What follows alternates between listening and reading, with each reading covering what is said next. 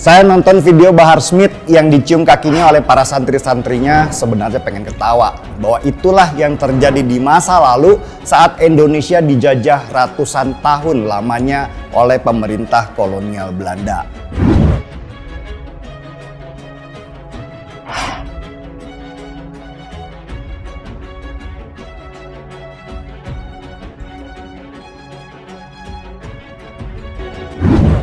Bagaimana Bahar Smith begitu angkuhnya duduk dan menerima cium kaki dari para santrinya tanpa sedikit pun usaha dari dia untuk menolak karena risih. Saya punya kakek, saya cucu Nabi Muhammad dulu. Saya cucu Nabi Muhammad yang 29. Saya cucu Nabi Muhammad yang 29. Yang lucu lagi, si Bahar Smith yang mengaku-ngaku kalau dia cucu Nabi yang ke-29. Karena dengan konsep itulah dia mendapat kekuasaan, kekayaan, dan kehormatan dari banyak orang bodoh di sekitarnya yang bermental feodal, terjajah, dan rendah hati. Kakek-kakeknya kita orang ini, darah-darahnya beliau-beliau mengalir di darahnya anak Bahar bin Ali bin Smith, mengalir di darahnya Habib Muhammad Rizq bin Husain bin Jihad. Darah biru ini yang memungkinkan mereka untuk mengkapitalisasi segala hal yang berhubungan dengan Nabi, baik berdasarkan sejarah maupun berdasarkan penafsiran dari mereka sendiri. Udah jangan ajarin kita orang tentang akhlak, tentang adab, jangan. Kita paham itu. Anak ajarkan adab. Kita jelaskan bagaimana akhlak Nabi, bagaimana adab Nabi. Dan maaf ya, tidak pernah sekalipun saya menyebut mereka dengan gelar Habib. Tidak pernah sekalipun. Karena standar seorang Habib buat saya itu sangat tinggi dan tidak mungkin diraih dengan kehinaan seperti yang dilakukan oleh Bahar Smith dan Rizik Syihab. Pegiat media sosial Denny Siregar melayangkan kritikan pedas kepada Habib Bahar bin Smith dan Habib Rizik Syihab atau HRS yang dinilai memiliki harta kekayaan lantaran menjual label keturunan Nabi Muhammad SAW. Denny mengatakan Habib Rizik dan Habib Bahar justru memanfaatkan nasab atau garis keturunannya untuk mengeruk kepentingan pribadi. Bahkan mereka juga tidak segan-segan menunggangi nasab tersebut untuk mengendalikan sejumlah orang yang disebut Denny memiliki mental budak. Orang seperti Bahar Smith dan Rizik Syihab adalah contoh terkenal dari mereka yang jualan nasab atau garis keturunan untuk kepentingan pribadinya mereka sendiri. Mereka kaya dari menjual nama Nabi dengan memelihara umat-umat bermental budak, kata Denny Siregar dalam saluran YouTube 2045 TV pada Rabu 1 Desember 2021. Orang seperti Bahar Smith dan Rizik Syihab adalah contoh terkenal dari mereka yang jualan nasab atau garis keturunan untuk kepentingan pribadinya mereka sendiri. Mereka kaya dari menjual nama Nabi dengan memelihara umat-umat yang bermental budak dengan ancaman bahwa menyakiti cucu Nabi itu sama seperti mereka menyakiti Nabi sendiri. Selain itu, Habib Bahar dan Habib Rizik juga sama-sama berlindung dengan dalih yang sama, yakni soal keturunan Rasulullah. Denny menilai dengan cara tersebut, kedua Habib yang dikenal vokal terhadap pemerintahan Presiden Jokowi ini seakan bisa mendapatkan kekuasaan dengan mudah. Dengan ancaman bahwa menyakiti cucu Nabi itu sama seperti mereka sama menyakiti Nabi sendiri. Dengan gelar Habib dan ulama, mereka ini seakan mendapat kekuasaan untuk mengubah banyak hal, termasuk kekuasaan, ujarnya. Tapi orang sekarang ini beda. Gelar Habib diobral-obral seolah itu sebagai anugerah untuk mendapatkan kemuliaan di dunia. Cobalah lihat Rizik dan Bahar.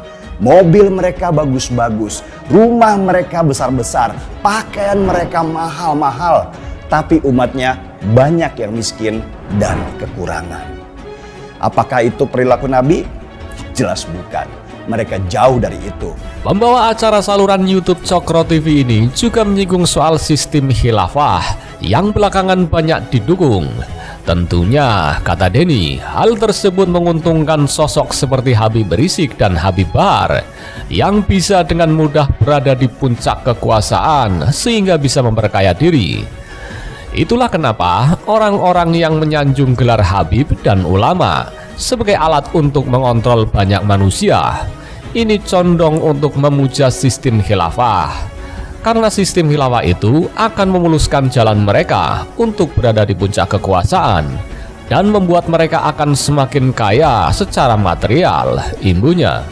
Seperti diberitakan sebelumnya, Denny Siregar ikut menyentil Habib Bahar bin Smith yang mengeluarkan ancaman untuk menghabisi ulama yang dianggap mengkhianati ex-pentolan FPI Rizik Syihab.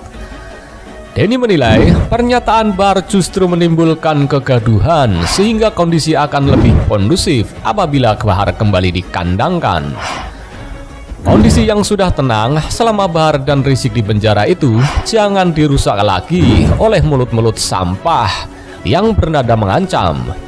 Kandangkan lagi, tulisnya dalam akun Twitter pribadinya Sabtu 27 November 2021.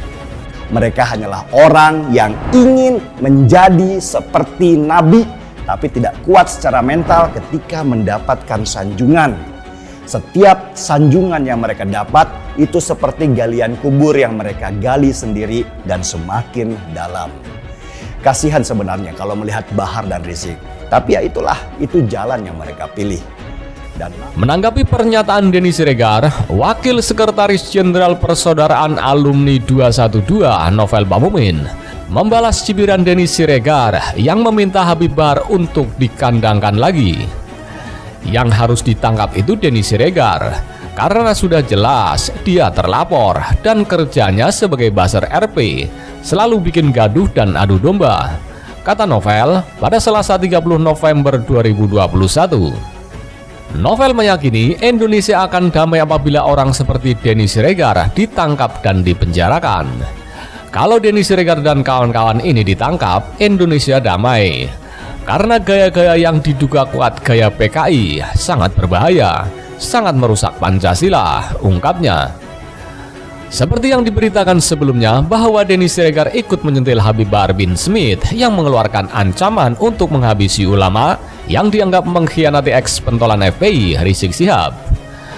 Selanjutnya Denny menilai pernyataan Bahar justru menimbulkan kegaduhan sehingga kondisi akan lebih kondusif apabila Bahar kembali dikandangkan. Novel meyakini Indonesia akan damai apabila orang seperti Denny ditangkap dan dipenjarakan. Kalau Denny Siregar dan kawan-kawan ini ditangkap, Indonesia damai karena gaya-gaya diduga kuat gaya PKI sangat berbahaya, sangat merusak Pancasila, ungkapnya pada Rabu 1 Desember 2021.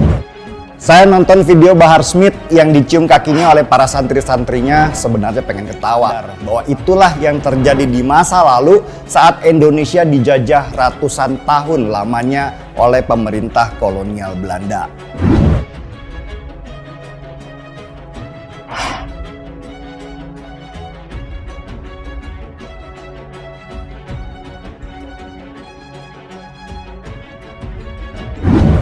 Bagaimana Bahar Smith begitu angkuhnya duduk dan menerima cium kaki dari para santrinya tanpa sedikit pun usaha dari dia untuk menolak karena risih. Saya tidak kaget, saya cucu Nabi Muhammad dulu. Saya cucu Nabi Muhammad yang 29. Saya cucu Nabi Muhammad yang 29. Yang lucu lagi, si Bahar Smith yang mengaku-ngaku kalau dia cucu Nabi yang ke-29. Karena dengan konsep itulah dia mendapat kekuasaan, kekayaan, dan kehormatan dari banyak orang bodoh di sekitarnya yang bermental feodal, terjajah, dan rendah hati. Kakek-kakeknya kita orang ini, darah-darahnya beliau-beliau mengalir di darahnya Ana Bahar bin Ali bin Smith, mengalir di darahnya Habib Muhammad Rizik bin Syihab. Darah biru ini yang memungkinkan mereka untuk mengkapitalisasi segala hal yang berhubungan dengan Nabi, baik berdasarkan sejarah maupun berdasarkan penafsiran dari mereka sendiri. Udah jangan ajarin kita orang tentang akhlak, tentang adab, jangan. Kita paham itu. Anak ajarkan adab. Kita jelaskan bagaimana akhlak Nabi, bagaimana adab Nabi. Dan maaf ya, tidak pernah sekalipun saya menyebut mereka dengan gelar Habib. Tidak pernah sekalipun. Karena standar seorang Habib buat saya itu sangat tinggi dan tidak mungkin diraih dengan kehinaan seperti yang dilakukan oleh Bahar Smith dan Rizik Syihab.